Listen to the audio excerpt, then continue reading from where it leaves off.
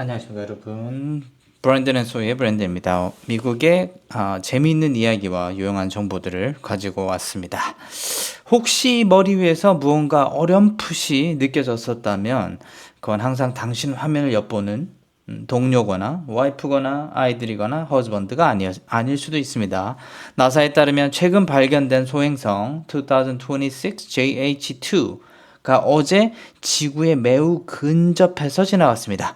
공룡 멸종을 위협할 만큼 가까운 거리는 아니었다고 하지만 지구와 달 사이 평균 거리의 24% 이내로 접근했다고 하네요.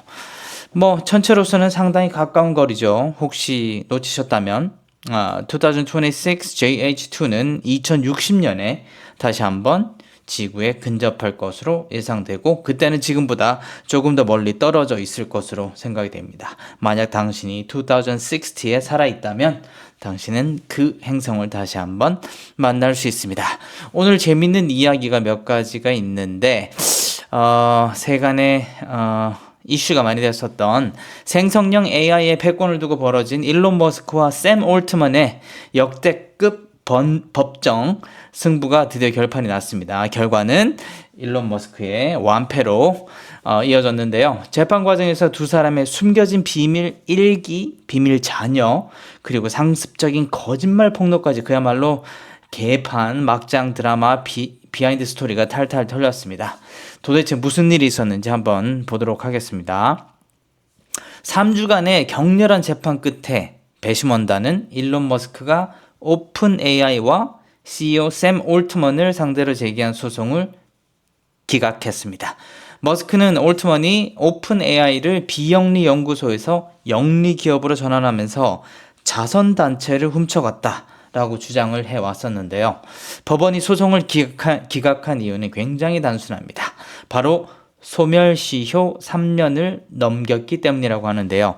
오픈AI가 영리법인으로 전환된 것은 2019년, 머스크가 소송을 건 것은 2024년, 법적 기한 3년을 지났다는 것이죠. 판사는 배심원단의 의견을 받아들여 사건을 즉각 기각했습니다. 일론 머스크는 자신의 X를 통해서 단순히 달력 날짜 계산상의 기술적인 문제일 뿐이라며 즉각 항소를 선언했고 오픈 AI 측 변호인은 법원 앞에서 기자들에게 이건 단순한 기술적 문제가 아니라 본질적인 판결이라며 승리를 자축했다고 하죠. 법원에서 털린 그 충격적인 비하인드 이야기를 해보자면 머스크는 자신이 초기 투자한 3,800만 달러 500억 원 돈이 굉장히 많습니다. 를 사기당했다. 창립 멤버들이 비영리 약속을 깨고 기업의 가치를 팽창시켜 자기들의 배만 불렸다라며 공동피고로 마이크로소프트까지 걸고 넘어졌다고 하죠. 하지만 올트만은 머스크는 속은 적이 없다. 2017년 오픈AI를 영리법인으로 바꾸는 논의에도 본인이 참여했었고 단지 자기가 오픈AI를 통째로 지배하려던 계획이 무산되자 홧김에 나간 것뿐이다 라고 했고 그래놓고 자기가 경쟁 AI 회사인 xAI를 차린 뒤에 배가 아파서 소송을 건 것이라며 맞받아쳤다고 하죠. 재판에서 드러난 4가지 큰 폭로가 있는데 첫 번째는 오픈AI의 공동 창립자이자 천재과학자인 일리아 수치케버가 과거 이사회에서 샘 올트먼은 상습적으로 거짓말하는 패턴이 있다고 증언했던 사실이 법정에서 공개되었고요. 두 번째는 머스크는 또 다른 공동 창립자인 그레그 브록먼의 비밀 일기장을 확보해서 증거로 제출했습니다. 일기에 올트먼이 머스크 몰래 브록먼에게 개인 자산 관리사의 지분을 챙겨주며 충성심을 사려했다는 정황이 적혀 있었다고 하네요. 세 번째는 올트먼의 증언에 따르면 머스크는 과거 오픈AI를 테슬라에 흡수 합병시키자고 제안했거나 그것이 안 됐다면 오픈AI의 통제권을 자신의 자녀들에게 넘기라는 황당한 요구를 했었다고 하네요.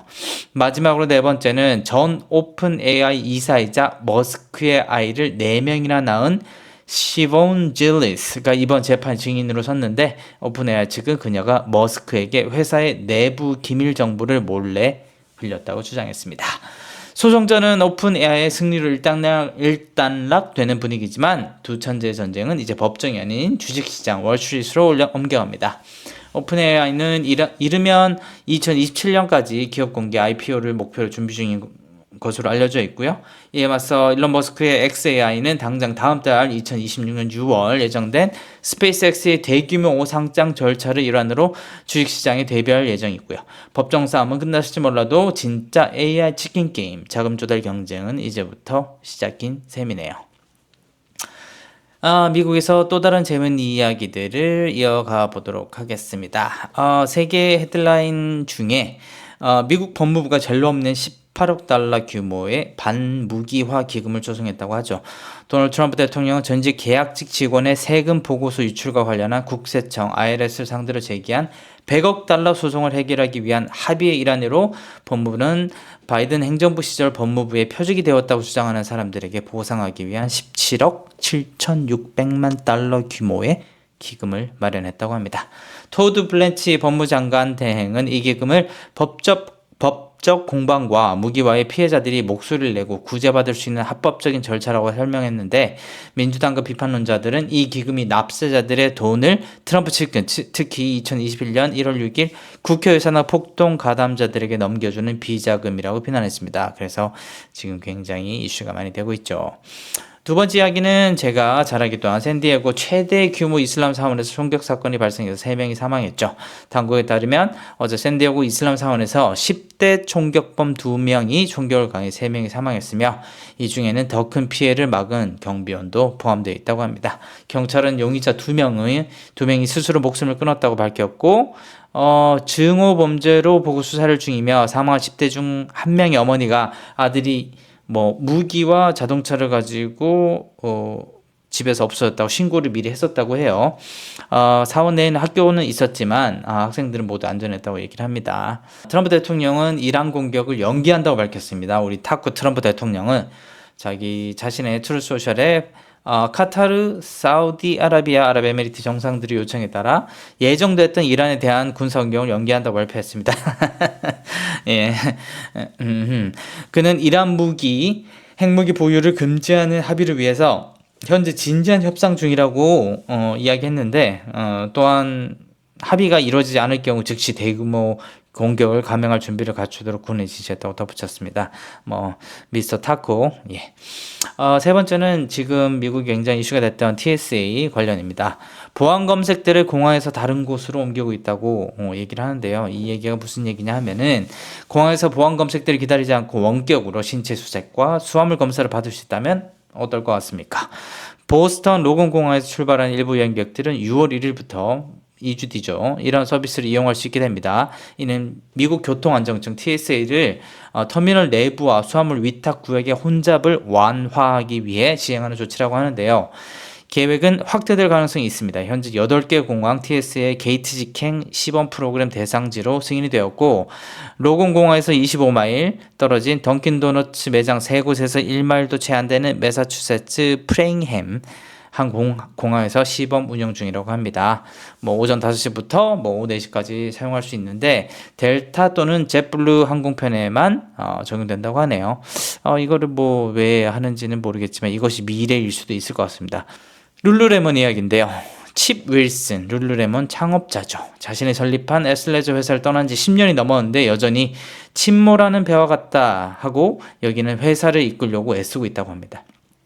10년이 지났는데도 그는 현재 주주들을 설득해서 룰루레몬 이사회를 개편하려고 하고 있는데, 룰루레몬 측은 창립자의 주장에 대해서 윌슨의 견해를 잘못된 생각이자 시대착오적이라고 비판을 했다고 하죠.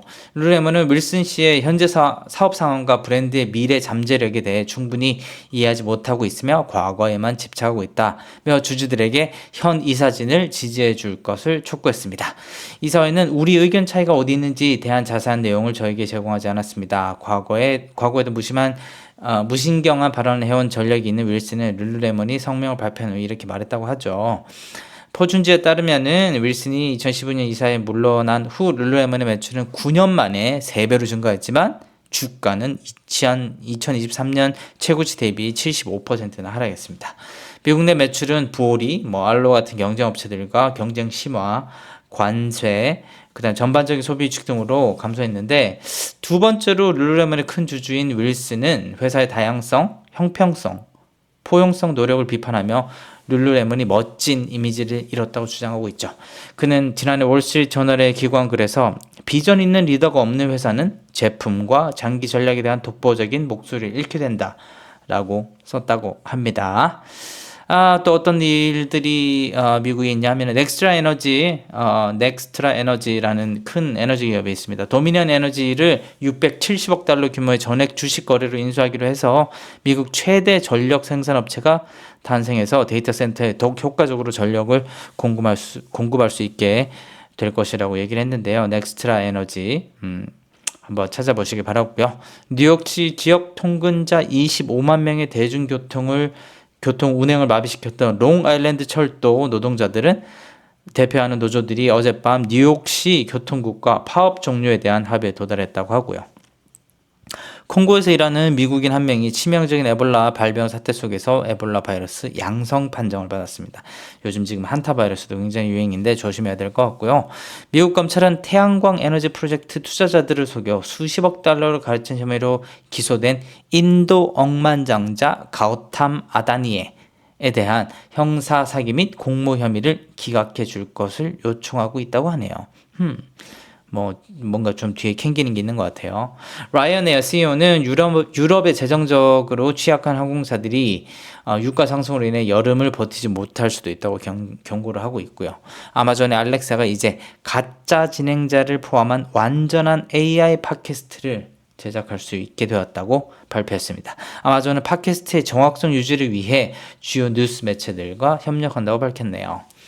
우리의 누나 샤키라는 스페인 법원에서 탈세 혐의에 대한 무죄 판결을 받았습니다. 그럼 오늘 주식을 한번 살펴보도록 할게요. 미국 증시. 오늘 뉴욕 증시는 고유가와 고금리라는 쌍둥이 브레이크가 걸리며 전반적으로 하락세를 보였습니다. 나스닥 지수 움직임은 0.8% 하락하면서 기술주 중심의 차익 실현 매물이 쏟아졌고요.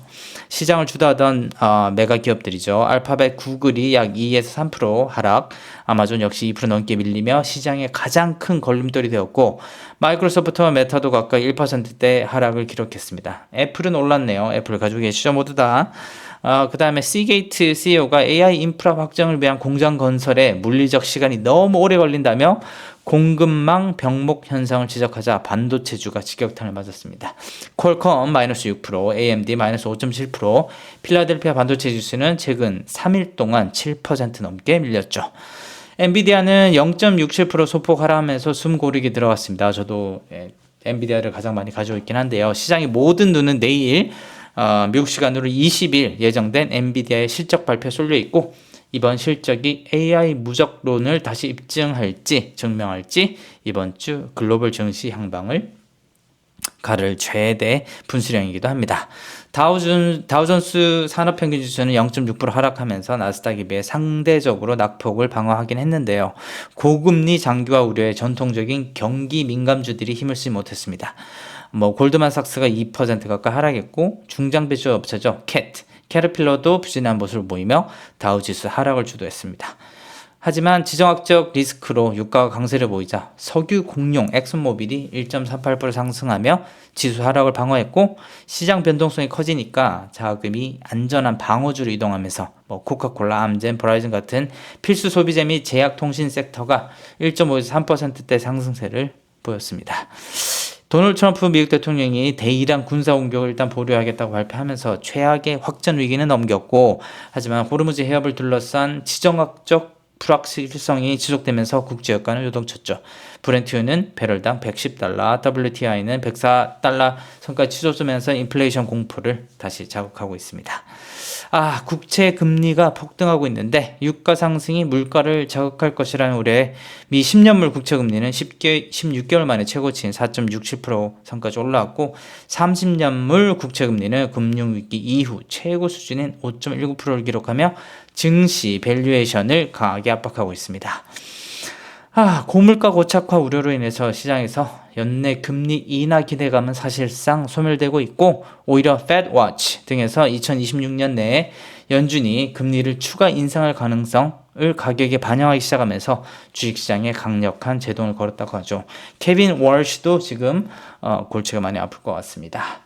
오늘 이야기는 여기까지고요. 내일은 조금 더 재미있고 유용한 정보로 여러분들을 찾아뵙도록 하겠습니다. 감사합니다.